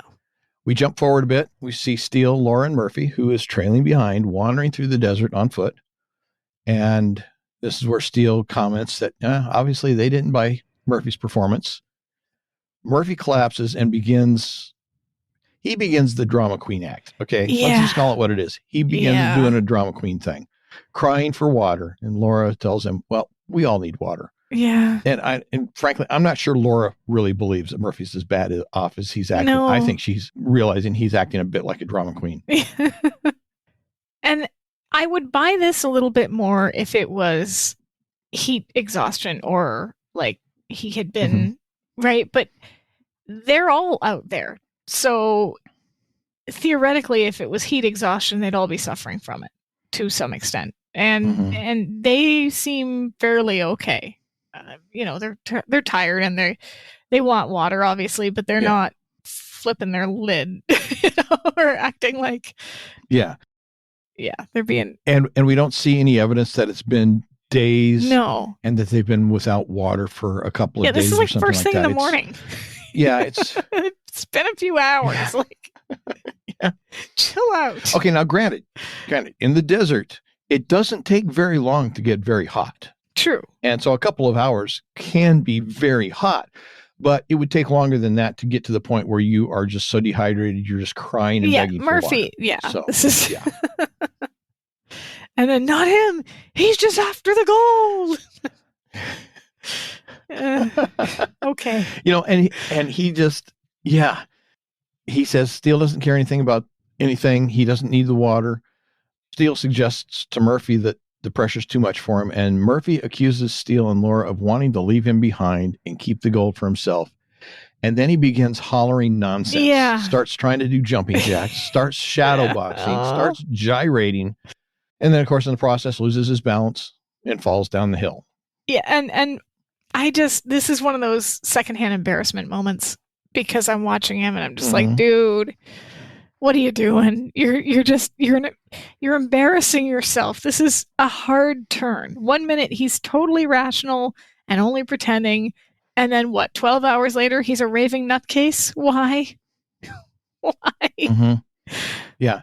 And see, this is kind of what I was meaning, this sort of thing, when I was saying that Murphy is not being well handled here in the script. No, I agree. That it's a bit out of character for him. Yeah. This is if they had gradually built up to it, I could have bought it a little bit more if they had, but the only evidence we see is that one other moment that you pointed out earlier, and that's it.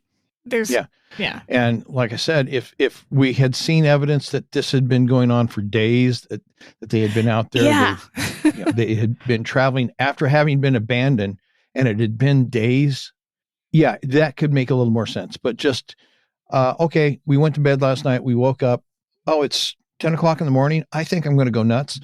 No. Oh, look, it's 10 o'clock. Time for me to lose my mind. Yes. Yeah.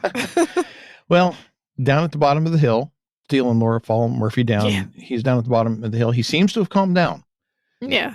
And as he pulls up and lifts himself off the ground, he sees Miss Kilbride and Emmett DeVore surrealistically sitting under her parasol, relaxing and drinking champagne. And for some reason, I don't know why, this brings to mind Natalie Wood in The Great Race. I don't know why. Yeah. Something about it. The parasol. I don't know. It's just so bizarre, almost. It's, Yes. Yeah, it's almost like we're supposed to, at least for the first second or so, believe that Murphy's hallucinating and seeing. Yeah. I thought mirage. Because, this is the kind of thing that they would do in a movie. Yeah. But it's because they seem perfectly comfortable. Yeah. And again, they don't seem like the sun has negatively affected them. They're sitting there having some champagne and they're drinking, which alcohol dehydrates you. So if you're that badly off for water, you're probably not going to be drinking wine or champagne or anything alcoholic. They seem perfectly comfortable. Well, unless that's all you've got. True. But yeah. So Murphy finally collapses and whispers the word rosebud. I mean, champagne. Yeah. So then we see DeVore and Kilbride making excuses when Steele confronts them. And essentially he's accusing them of being in league with the others. And DeVore makes his excuse that, well, no, we're not in league with them. We just simply went ahead to scout the lay of the land. Sure. We're going to be your pathfinder, so to speak. Sure. Yeah. But Murphy blows that by saying, I found the journal in his pack on his mule. Yeah. And then, of course, Miss Kilbride tries to sell the story, claiming that, well, when Captain DeVore came to me in the middle of the night and asked for the journal, he assured me that Mr. Steele simply wanted the two of us to be a step ahead of the others. In the middle of the night, he comes to you and says, Steele told him that? Yeah. First of all, in the middle of the night, that doesn't make sense. No. And then why wouldn't Steele have just come to her and said it? I mean, no, she's lying. Oh, yeah. She knew it wasn't true. She made a deal with DeVore. And now she's trying to throw him under the bus. Everybody's trying to throw everybody else under the bus. This is Survivor, and they booted him off the island. I will admit I've never seen Survivor. I have no idea how it works. I imagine it's somewhat like this. So, but we know the phrase. Yeah, we know the phrase. Off the island. Yeah. So Murphy again goes. He was just calm a few minutes ago, but now he goes off the deep end again, accusing DeVore of having found the gold, but lying about it. And then saying that they want to bury him out here like a dog. Yes. I'm not get the autopsy reports, Murphy. And that, what? Yeah. and again, I have to wonder if this was a reference by Michael Gleason to Reed's dissatisfaction about the menial role that I kind of wondered that too, because maybe they knew already. Probably they knew already that he wasn't coming back. So maybe it was kind of a sly kind of wink to Murphy's role thus far. But yeah, he's gone off the deep end. As you said, he accuses them of wanting to bury him there like a dog and says he sees through their little scheme. He's wise to them. He's going to find the gold. And then he takes off running. And of course, Laura and Steele reluctantly pursue. And as he's running, he slips, he falls, and finds himself face to face with a dried up skull. Yep. He also finds he's lying on top of a satchel. He slowly picks it up, opens it, and finds a stash of doubloons. And he excitedly dumps them out, shouting, "It's mine! It's mine! I it's hate mine!" when people do this on TV, where they just dump money out everywhere. And I'm just like, dude, what are you doing? You're going to have to pick that up, okay? If each one of those doubloons is worth $1,000, don't be dumping it all over the place. What is wrong with you? Yeah. And then he says, "Where's the rest?" Like, that's not enough for you? There's got to be more. There's probably like 10 grand. It's a trick. It's a dirty, rotten, filthy trick. I would take it. Yeah. And then Laura slaps some sense into Murphy. Yeah. And one of the things that's fallen out of the satchel with the coins, because this is why he had to dump them out. Something had to fall out of there along with the coins. It's a scrap of paper. Yeah. Steele picks it up and he reads it. It's the last will and testament of somebody. The beneficiary is Arnold Dobbs, and they're understandably confused. Yeah. Laura ponders why Arnold Dobbs would have left all his worldly possessions to himself, but then she realized it wasn't Dobbs's will, it was Emmett DeVore's. And Steele looks at the skeleton nearby and asks the logical question, well, if that's Emmett DeVore, then who's the other guy? And we have a hard cut where Laura, Steele, and Murphy are walking back, and she yells, "Dobbs!" Yep. So she's figured it out, but Kitty, Felix, and McCormick are confused. Yeah. When Laura demands an explanation, Dobbs recounts that he and DeVore, a.k.a. Blackie, who had been referenced in the journal, had been out in the desert.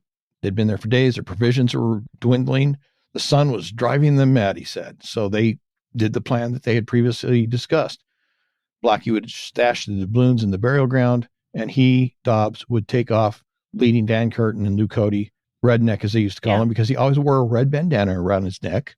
He would lead them on a Merry Goose chase. And then after he'd escaped, he just simply kept the name Emmett DeVore, knowing that Curtin and Cody would never stop looking for Dobbs. His Irish accent also disappears here.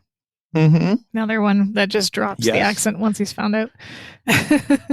Yeah. DeVore, he says, was a son of the sod. I, on the other hand, was born in Hackensack. So, yeah. And he drops the accent. The actor who plays DeVore/Dobbs, and I can't remember his name. I've seen him a bunch of places. He's one of those, hey, it's that guy sort of character actors. And I've seen him before, yeah. He's awesome. I just love him. As we've said, none of the characters are terribly likable, but his character is at least somewhat believable. Tolerable. Yeah. Yeah. So he says that when Dan Curtin was killed at the party, his last words were not 80 loons, but A.D. doubloons, referencing the fact that he was surprised to see that Dobbs was alive. Yeah. A.D. being Arnold his Dobbs, initials. Yeah. So Kitty concludes that Dobbs must have killed her father. So she rushes to attack Dobbs, but Murphy grabs her and tries to reason with her. I put that in sarcasm. Yeah. Don't kill him until we find out where the gold is. He's so cartoonish. Yes. Yeah. Very over the top. Felix suddenly has a realization. Yeah. If this is Arnold Dobbs, then he wrote the journal.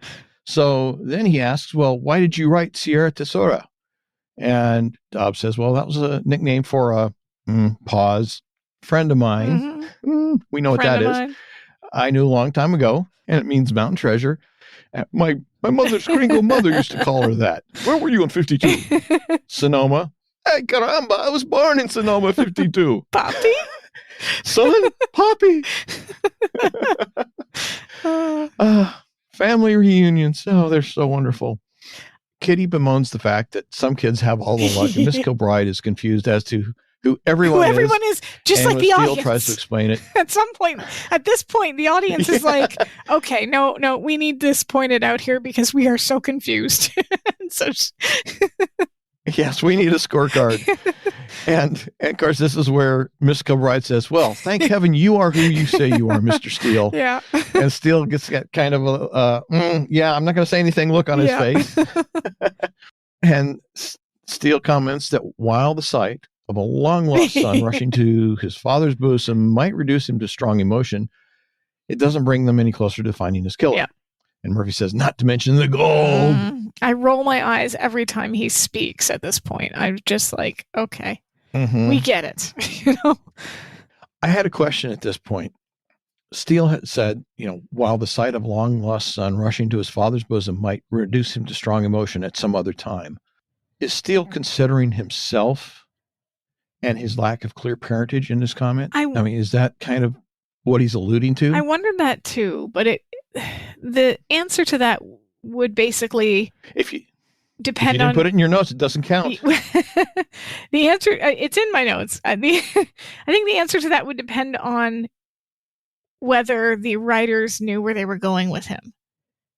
Because if they didn't at that point have the intention in mind that he doesn't know his parentage, he's not sure of his name, any of that stuff, then yes, this is a early clue. But if that came later, then this is a one-off line that's just a kind of funny statement, I think. So I think it really depends. Okay. We can take it to mean that's what it is, given what we know later on, given the canon of the show and the direction of it. But whether it was intentional, right? Question mark. Well, I was thinking of it in terms of the canon of the show that we know. I would say for sure in terms of the canon of the show, it's one of those things where he would say as a joke, half the time whenever he speaks truth, it's sort of a one-off, or it's, unless he's talking to a character that's not Laura, it's kind of brushed off, right? So it definitely makes sense character-wise that he would make a kind of statement like this in a way that sounds like it's not truthful. Tell the truth and make it sound like a lie so nobody believes pretty it. much. Yeah.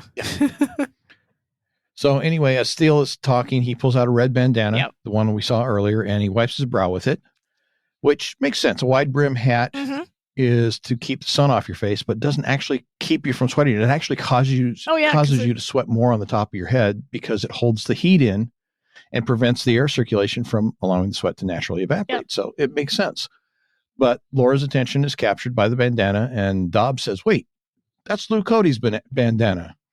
And when Laura asks Steele where he got it, he says, well, he found it in McCormick's helicopter when he wrapped the injectors in it, when he was stealing them from off the helicopter. And McCormick realizes that the jig is up. Yep. He pulls a gun on the group. He admits to killing Cody and Dan Curtin because he wanted the gold, and said he was going broke with those, as he puts it, fakakta computers. And do you know how much those Italians charge for their lousy satellite?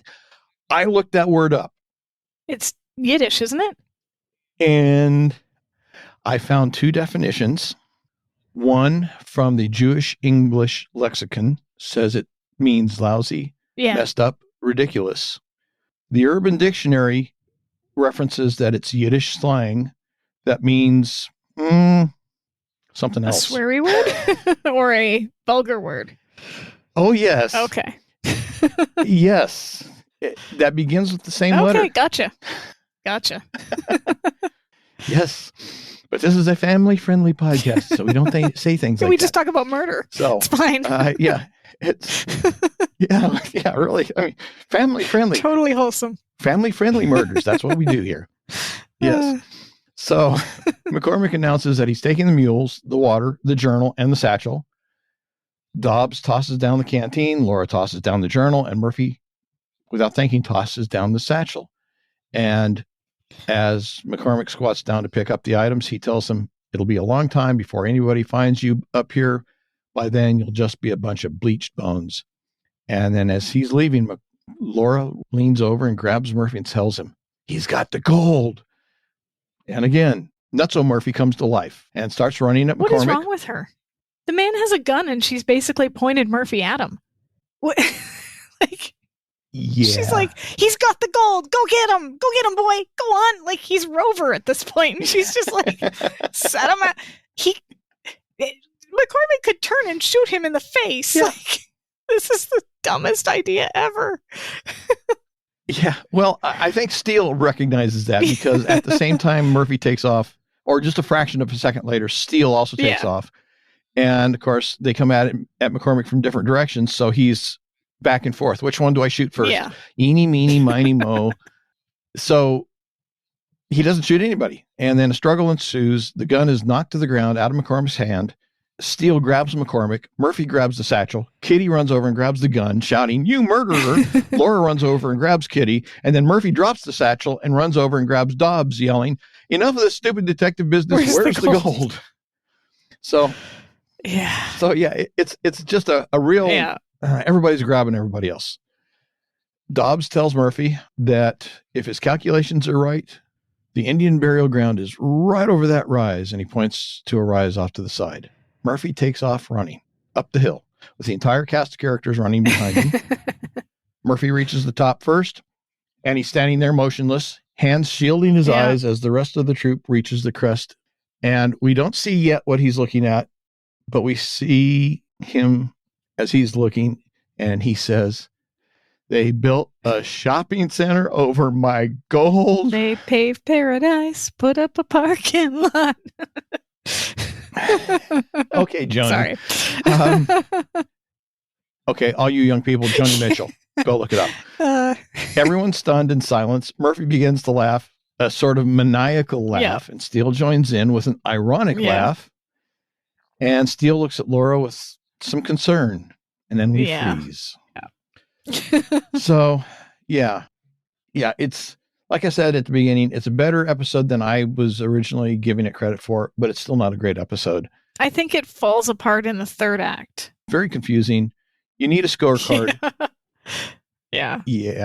It's a good setup. And with everybody being everybody else, and by the end you're like, it just gets very confusing. That's his son, and that's kid. Who's on first? What's on second? I don't know. Who's on third? He's our shortstop. Yeah, exactly. That's pretty much what it is. Okay, young people, Abbott and Costello, who's on first? Go look it up. We're going to have to put a list of references at the bottom of the show notes. Like, okay, here's what a tape cassette is. No, I'm kidding. So anyway, any additional comments about the episode? We've already kind of mentioned that it's very confusing. Yeah. It has its issues. I think, like I said before, it's a good setup. It falls apart in the third act a little bit. It relies on us buying into Murphy's mania, which doesn't really fit. Mm-hmm. But there are some other moments in it that are genuinely pretty funny. So, the setup at the beginning with the clown and the bunny and the Sherlock and like all of that stuff is good. It's all good. It's and the running gag about calling Murphy a clown. That's a good one. I would say it's decent. It's certainly not terrible. I wouldn't skip over it, never watch it again, sort of thing. But it has its issues, and again, I think it suffers from coming right after vintage Steele. But it's definitely better than Steele Among the Living. Yeah. So for sure. Anyway, if that's it, I think it is. We'll mention we have a website, www.SteeleWatching.com. And there you can find show notes and Amazon links to the movies that were referenced, 39 Steps, Metropolis, Treasure of the Sierra Madre. And you can find support options so that you can help fund the podcast's continued existence, as well as some other things social media wise. Yeah, we've got a Facebook page, Instagram, Twitter. We also have the Facebook group, Steele Watchers, which is just a bunch of super cool Remington Steele fans hanging out, talking about the show. So all of those places you can find information about the podcast. But if you join the Facebook group, you just get to hang out. Fun times. Yeah. Yes. So next, Sting of Steel, which is Daniel. Yeah, it's a good one. Daniel. and Mother and Abigail. Yeah. Whoever thought to include both of them in an episode? Chef's kiss. Brilliant idea. All right. Well, that's it for this one. And looking forward to the next one. And we will talk to you later. Bye-bye, everybody.